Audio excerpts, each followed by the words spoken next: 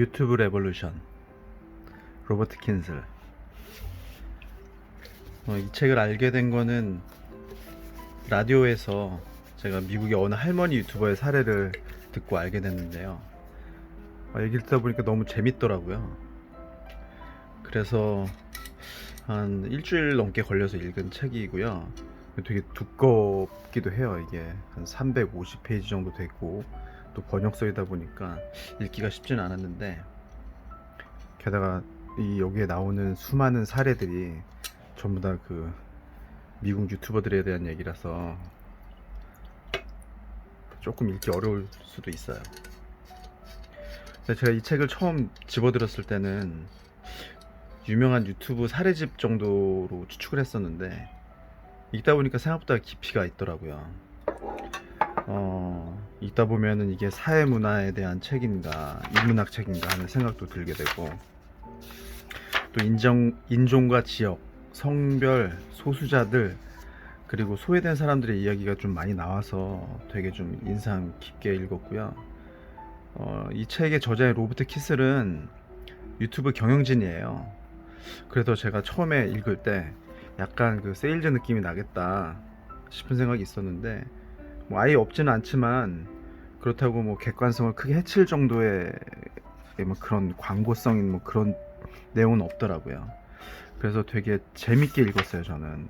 그리고 읽다 보면 이 매체의 민주화, 미디어의 민주화에 대한 얘기가 나와서 약간 유튜버에 대한 팬심이 좀 생겨서, 그래서 제가 유튜브를 좀 긍정적으로 보게 됐고, 저도 제가 낭독하는 것들을 유튜브에 올리는 그런 계기가 된 책이기도 해요. 되게 좀 좋은 책이고, 이 앞부분을 읽다 보면은 뭔가 이 근대사에 대한 좀 정리가 좀 되는 부분이 있어서, 이 앞부분에 이 모두가 연결되는 세상, 이 앞부분 조금 읽어보면 또 상식을 늘리는 데도 도움이 될 수 있을 것 같아요. 그리고 저는 이 책 처음 읽을 때 맨 앞부분에 이런 얘기가 나오거든요. 되게 제가 빵 터진 부분인데, 이 늙은이들 카테고리에 대한 얘기가 나와요. 보면 X세대에 속한 유튜브계의 늙은이들이 가장 마지막에 들어왔다. 유일하게 백팩을 맨 집단이라 인파 속에서도 단연 구분이 되었다. 항상 백팩을 메고 다니는 제 입장에서도 유튜브계의 늙은이가 나구나 하는 생각도 들어서 되게 좀 재미있게 좀 읽었었고요. 그래서 좀 마음에 드는 부분을 읽어보면, 이 부분 75페이지에 있는 부분이 좀 마음에 들었던 것 같아요. 유튜브는 우리가 바라는 그 세상을 열어줬다. 자신의 집 창문을 통해서는 볼 수 없었던 다양한 사람들을 만나게 해주는 창구가 됐다. 유튜브를 통해 자신과 비슷한 외형에 비슷한 사고방식을 가졌으며 같은 것을 좋아하는 타인을 만날 수 있다. 또 나와 같은 아픔을 겪고 있거나 같은 폭력에 시달리는 친구를 만날 수도 있다. 내가 다니는 학교 또는 내 주변에서 찾을 수 없었던 동지들을 말이다. 유튜브는 당신에게 무언가를 미치도록 좋아해도 된다는 것을, 지성만이 옳다는 믿음은 축복받아 마땅한 것임을, 질병은 한 사람을 정의하는 특징이 될 수 없음을, 짧은 생이라도 충만한 삶을 살 수 있음을, 그리고 누구나 이 세상에 영원히 남을 영향력을 발휘할 수 있음을 깨닫게 해준다. 이게 되게 멋진 얘기라고 생각을 했고요. 누구나 자기가 소수자가 아닐까라는 생각을 하고 살 때가 있는데, 그렇지 않다는 걸 유튜브를 통해서 알 수 있게 되는 것 같아요. 유튜브를 검색하고 자기가 좋아하는 콘텐츠를 찾아보다 보면 자기와 비슷한 사람을 만나게 되고, 그를 통해서 위안을 받게 되기도 하니까요. 그리고 이 책이 재미있는 게, 우리나라가 유튜브에서는 상당히 강자기 때문에 한국 얘기가 되게 많이 나와요. 123페이지에 보면 SM의 대표이신 이수만 님의 얘기가 나옵니다. 세계사를 살펴보면 이수만이 덧붙였다. 항상 경제가 문화를 앞섰습니다. 유럽과 미국이 경제 대국으로 자리매김한 후 다른 나라들의 문화적 영향을 받았던 것처럼요. 하지만 저는 이 흐름에 역행하고자 합니다. 문화가 먼저 진출한 후 경제적 효과가 따라오게 하는 겁니다. 이 인터뷰를 한 게 벌써 몇 년 전이니까 지금 시점에서 보면 상당히 성견지명이 있고 또 예언하듯이 이루어지는 것 같아요. 지금의 유튜브의 세상을 보면 이 이스만 대표님이 말씀하신 게 그대로 다 드러나는 것 같은 생각이 듭니다. 그리고 160페이지에 보면 제가 이 책을 읽게 된 계기가 나오는데, 미국의 한 시골 마을에 할머니 유튜버가 그 지역 자체를 완전히 바꿔놓은 얘기를 제가 라디오에서 들었거든요. 그에 대한 얘기가 좀 나와서 되게 인상 깊고 감명 깊기도 했어요. 그 퀼팅이라는 그 바느질 하는 것에 대한 얘기인데, 이분이 자기 지역에서 퀼트 하는 모습을 아주 투박하게 유튜브로 올린 게 전 세계적으로 그 반향을 일으켜서 지금은 굉장히 많은 사람들이 그 마을을 찾아오고 그 마을이 이 할머니 때문에 다시 부흥하게 되는 그런 되게 감동적인 스토리가 있어서 저는 이 할머니 인스타도 팔로우 했거든요.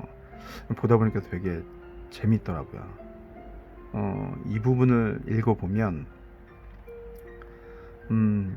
퀼팅 인구의 마음을 사로잡은 비결이 뭐라고 생각하냐고 물어봤다. 진입장벽을 낮췄기 때문이죠. 퀼트 작품은 완벽해야 한다는 엘리트주의가 좀 있거든요. 하지만 제가 항상 하는 말이 있어요. 완벽보단 완성이 중요하다. 다른 사람들처럼 잘하지 못해도 괜찮고, 오늘 1시간 동안 바느질을 했다면 그게 다 연습이 셈인 거죠. 1시간 더 경험을 쌓은 덕분에 내일은 나아져 있을 테니까요. 제가 퀼트를 하는 이유는 완벽한 사람이기 때문이 아니라 사랑하는 사람들에게 무언가를 선물하고 싶어서거든요. 또 밑에 있는 글을 읽어보면 제니가 이 할머니 유튜버거든요. 제니는 초기에 장애인들에게서 받았던 편지 이야기도 빼놓지 않았다. 휠체어 때문에 자유롭게 외출할 수 없어 의기소침하게 살아가던 사람들이 유튜브로 퀼트를 배우면서 행복감을 되찾았다며 고맙다는 인사를 하곤 했다는 것이다. 이런 게 바로 유튜브의 힘인 거 아닌가 하는 생각을 했습니다. 저도 읽다 보면. 그리고 이 책에 좋은 부분도 되게 많지만 제가 마지막 부분에 그 에필로그를 읽으면서 되게 끝내주는 클로징이다 이 생각을 했던 부분이 있어서 좀 읽어보고 싶습니다. 여기 에필로그죠. 에필로그의 제목이 세상은 이렇게 조금씩 앞으로 나아간다. 351페이지에 보면 맨 마지막 장입니다. 유튜버들은 학교에서 가르침을 받는 학생처럼 성실하게 성장하고 있다.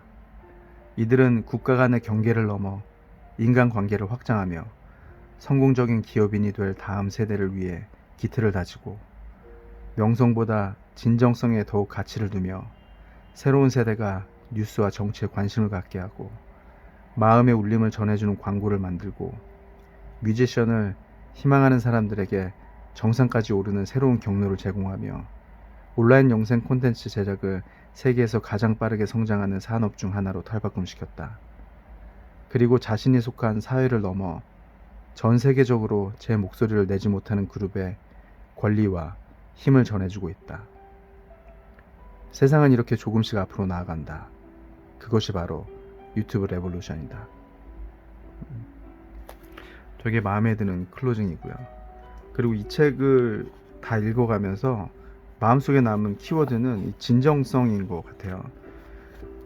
유튜브의 본질은 저는 이제 진정성이라고 생각하고, 그 진심이 얼마나 구독자들에게 통했느냐에 따라서 그 유튜버가 성공이라고 정리할 수는 없지만 잘 되느냐, 재밌게 잘 되느냐, 이런 걸 판가름하는 기준이 된다고 생각을 하고요.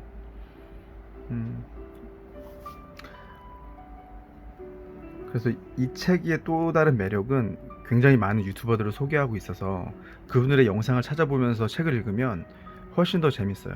책을 읽는 시간은 훨씬 더 늘어날 수밖에 없겠지만 그분들의 얼굴을 보고 목소리를 들어보고 물론 내용을 이해 못해도 목소리를 들으면서 책을 읽다 보면 훨씬 더 마음에 남는 그런 부분이 있다고 생각하고요. 이 책은 시중에 현재 나와 있는 뭐 어떻게 유튜브를 하면 잘 될지, 어떻게 하면 구독자가 늘어날지 뭐 그런 책은 아니고요.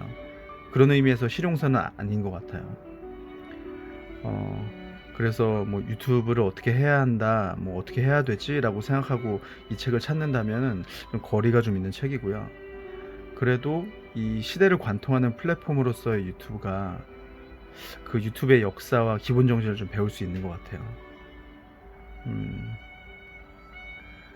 그리고 그 유명한 유튜버들의 그 겉모습만 보는 게 아니라 우리가 몰랐던 그 뒷얘기들, 얼마나 힘들게 그 영상을 만들어 오고 의미를 전달하는지에 대한 얘기도 되게 상세하게 나와 있어서 좀 좋은 것 같습니다.